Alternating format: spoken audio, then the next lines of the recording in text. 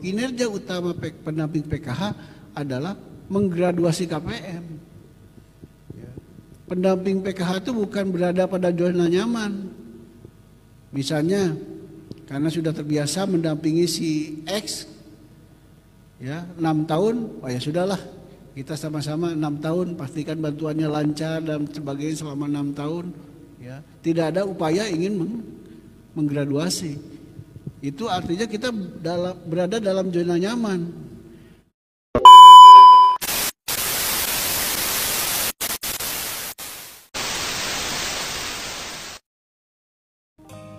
Pak Direktur dan Pak Sekjen sekarang sedang menyusun dengan Bappenas tentang pendamping pembangunan, ya, tentang pendamping pembangunan. Nanti akan memasukkan unsur pendamping PKH di dalamnya. Nanti akan jelas pendamping PKH itu sebagai apa di situ, jenjangnya seperti apa, termasuk kinerjanya. Nah, kemarin pada waktu pertemuan awal saya sudah menyampaikan bahwa kinerja utama pendamping PKH adalah menggraduasi KPM. Pendamping PKH itu bukan berada pada zona nyaman. Misalnya karena sudah terbiasa mendampingi si X, ya 6 tahun, oh ya sudahlah kita sama-sama 6 tahun pastikan bantuannya lancar dan sebagainya selama 6 tahun. Ya, tidak ada upaya ingin menggraduasi. Itu artinya kita berada dalam zona nyaman. Nah, saya berharap kita keluar dari itu, dari zona nyaman itu. Kita berinovasi. Bagaimana caranya KPM ini bisa cepat graduasi. Dan jangan khawatir, nanti kalau misalnya KPM ini sudah graduasi bukan berarti saudara tidak ada pekerjaan. Tetap akan ada karena program PKH ini kan targetnya masih sedikit dibanding jumlah penyandang masalah kemiskinan.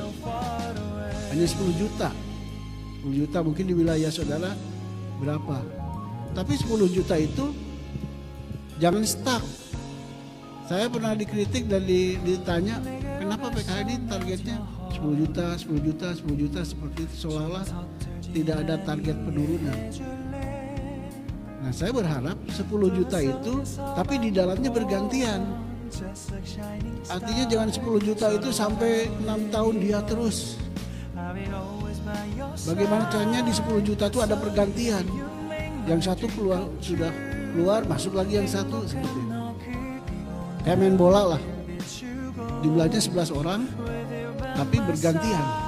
Yang lelah keluar diganti dengan yang baru. Nah, kalau program PKH mungkin sebaliknya. Mana yang sudah graduasi diganti dengan yang baru. Meskipun targetnya tetap 10 juta. Jadi peran saudara tidak akan pernah hilang. Dan tidak ada kata pemberdayaan tanpa pendampingan. Coba saudara pelajari, saudara lihat, tidak ada program pemberdayaan tanpa pendampingan. Harus ada pendampingan, berapapun mahalnya untuk pendampingan itu. Harus kita lakukan, harus kita adakan. Karena pemberdayaan tanpa pendampingan akan sulit. Bayangkan dari satu program langsung ke KPM. Pasti harus ada fasilitatornya, ada brokernya, ada komunikatornya, ada pendobraknya seperti itu. Nah, semuanya ada di pundak saudara sekalian sebagai pendamping PKH. Jadi jangan kemudian saudara sebagai pendamping, mendamping KPM larut dalam zona nyaman. Bahkan untuk mengeluarkan pun gak tega misalnya. Aduh, padahal dia sudah bisa nih graduasi. Tapi kalau dia graduasi gimana ya nanti seperti itu. Kita sendiri akhirnya membebani. Dobrak oleh saudara. Dampingan saya ada 200 nih. Malu saya kalau 200 ini misalnya nggak graduasi satupun. Masa nggak ada satupun. Satu KPM yang bisa graduasi dari 200. Sepanjang saudara dampingi 3 tahun, 4 tahun misalnya. Harus punya saudara. Untuk mencapai ke sana, sekali lagi sampaikan saudara harus paham betul karakteristik KPM-nya. Paham betul karakteristik KPM-nya. Saudara susun rencana kerja itu berdasarkan kondisi dari KPM itu. Di mana kelebihan si A, di mana kelebihan si B, di mana kelebihan si C seperti itu. Melalui apa? Ya melalui tatap muka dan P2K2 itu. Tanpa itu tidak akan tergali. Jadi saudara sekalian, tuntutan saya kepada saudara sekalian, karena zaman semakin dinamis, tuntutan kepada program PKH semakin menantang, maka ke depan yang saya inginkan adalah bagaimana saudara berikhtiar untuk mengoptimalkan graduasi. 그냥 웃음만 짓게 돼. Don't know what to say. You are just like one spring day. 설레임을 주는 걸 언젠가부터였을까.